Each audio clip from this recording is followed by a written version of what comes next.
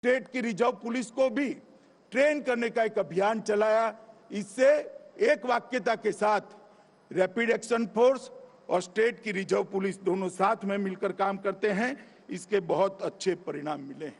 मित्रों, ये आजादी का अमृत महोत्सव है, अमृत महोत्सव का वर्ष है। हमारे देश के प्रधानमंत्री जी ने आजादी के अमृत महोत्सव में 130 करोड़ के देश के सामने एक लक्ष्य रखा है कि जब हम आजादी की शताब्दी मनाते हो उस वक्त हर क्षेत्र के अंदर दुनिया में देश प्रमुख स्थान पर हो, चाहे आर्थिक क्षेत्र हो, चाहे सुरक्षा का क्षेत्र हो, चाहे शिक्षा का क्षेत्र हो, चाहे आपसी सद्भाव का क्षेत्र हो, चाहे सांस्कृतिक विरासत को आगे ले जाना हो, चाहे रिसर्च एंड डेवलपमेंट को बढ़ाना हो, चाहे इंफ्रास्ट्रक्चर को मजबूत कर हर गांव तक, हर घर तक इंफ्रास्ट्रक्चर पहुंचाना हो। अगर ये करना है तो देश के अंदर $5 ट्रिलियन की इकोनॉमी का लक्ष्य हमारे प्रधानमंत्री जी ने देश के सामने रखा है। और मैं मानता हूं $5 ट्रिलियन की इकोनॉमी का लक्ष्य तभी सिद्ध हो सकता है जब देश की आंतरिक सुरक्षा मजबूत हो और आंतरिक सुरक्षा के बारे में हम सुनिश्चित हों। और सीआरपीएफ की इसमें बहुत बड़ी भूमिका है। मैं आज डीजी सीआरपीएफ को जरूर कहना चाहता हूं, जैसे देश के अंदर हर क्षेत्र, हर इकाई अपने लक्ष्य तय कर रहा है, सीआरपीएफ भी आजादी के अमृत महोत्सव के वर्ष में एक शताब्दी तक के सीआरपीएफ का रोड मैप, आने वाली चुनौतियां और आने वाली टेक्नोलॉजी को, उपलब्ध टेक्नोलॉजी को और आने वाली टेक्नोलॉजी को आत्मसात करने की रणनीति दोनों बनाकर सीआरपीएफ को सबसे आधुनिक, सबसे सक्षम और सबसे इफेक्टिव सशस्त्र बल बनाएं। इस दिशा में हमने काम करना होगा। मुझे विश्वास है कुलदीप जी के नेतृत्व में सीआरपीएफ की पूरी टीम इसको आगे बढ़ाएगी। मित्रों, आज एक कार्यक्रम जम्मू कश्मीर में रखा है, तब मैं निश्चित रूप से जम्मू कश्मीर की स्थिति का भी बात करना चाहूंगा।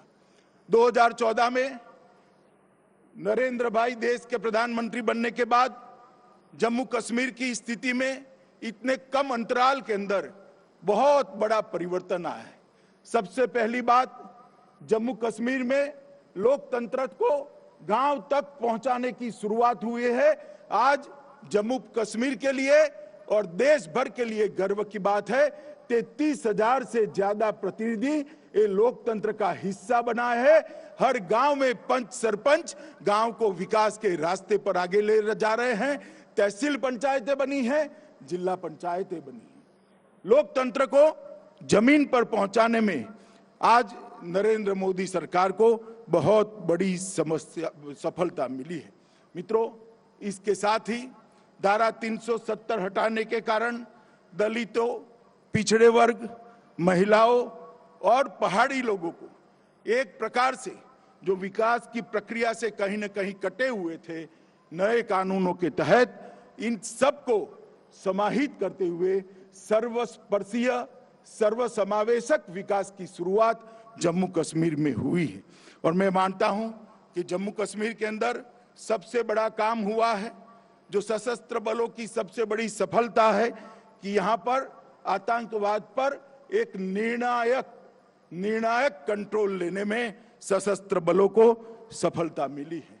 औद्योगिक विकास भी देश की आजादी से लेकर अब तक जितना इन्वेस्टमेंट जम्मू कश्मीर में आया है, हमारे एलजी साहब यहां बैठे हैं, मैं उनको बहुत मनोज जी को बधाई देना चाहता हूं कि 33,000 करोड़ से ज्यादा का इन्वेस्टमेंट जम्मू और कश्मीर के अंदर जमीन पर उतारने में जम्मू कश्मीर प्रशासन को सफलता मिली है।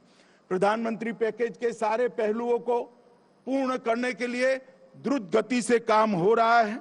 हर घर जल, बिजली हर घर पहुंचाना, कोरोना के लिए एक अद्भुत व्यवस्था खड़ी करना, हर घर में शौचालय पहुंचाना, हर घर के अंदर आयुष्मान भारत का कार्ड पहुंचाना, ये सारी योजनाओं में 100% सैचुरेशन जम्मू कश्मीर लाया है।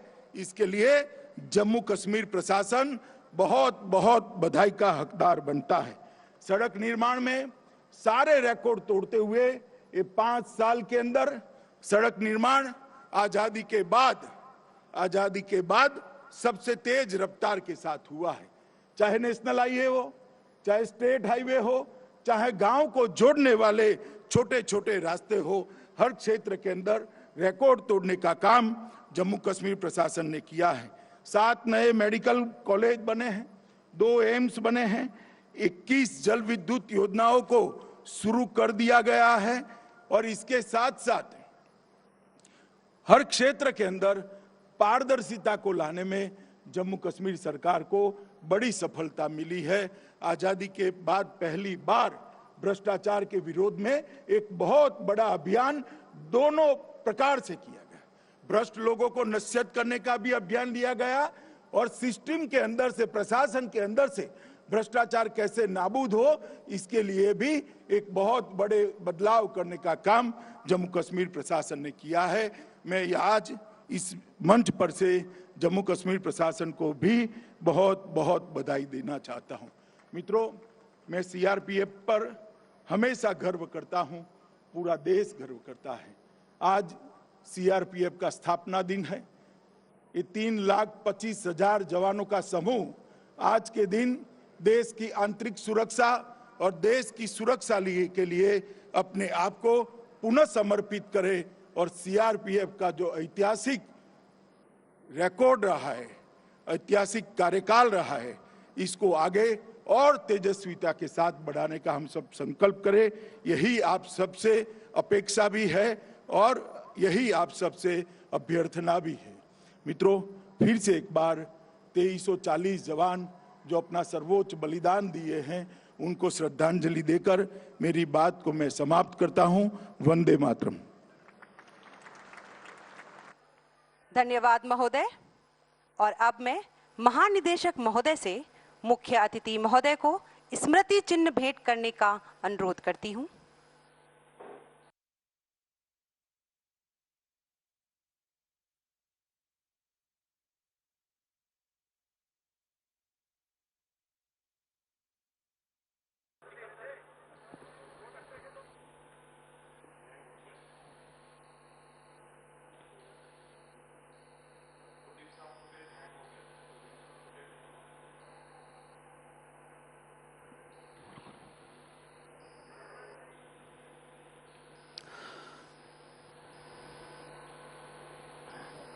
बतौर मुख्य अतिथि आज की इस परेड में अपनी उपस्थिति,